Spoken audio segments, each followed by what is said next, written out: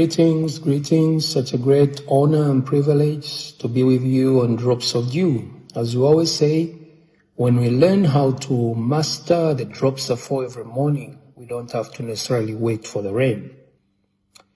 Continuing with our journey in God's formation process, God's process of formation, He takes us through different houses. And today, join me in ELI'S house as we pick up some lessons.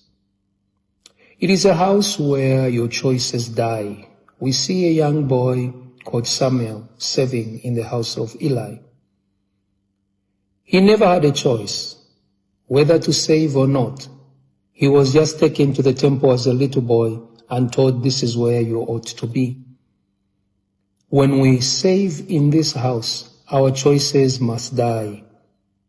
Our will must give room to the will of God, because only the will of God fulfills. He had no choice in the matter. Secondly, we learn to minister to the Lord in this house. Chapter 3 of 1 Samuel shows us that in those days the word of the Lord was rare, and there were no open visions. And the boy Samuel ministered before the ark of the Lord. He lay down and he ministered before the ark of the Lord. This house will teach you how to minister. We must learn how to minister before the Lord and not before a crowd. There was no crowd, and yet the boy Samuel ministered before the Lord. Personal worship, personal intimacy. It is also a house that demands that you move from expressions of worship to knowing the Lord for yourself. In that house, you must learn how to submit to Eli, because it is through that you learn the voice of God. It is through that service that you learn the voice of God.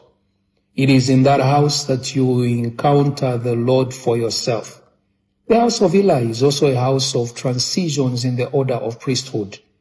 It is through that time that God transitions from the priesthood of Eli to the priesthood of Samuel. You must learn how to save. You must learn how to minister when nobody is around. Finally, it is in that house where spiritual furniture is rearranged, because God steps in and He causes a shift from one household to another, and He picks on a boy called Samuel to be a minister in that house. As you think through these words, may you reflect upon your life. How is your service? How is your personal intimacy with God?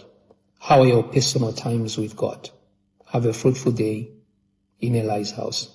God bless you.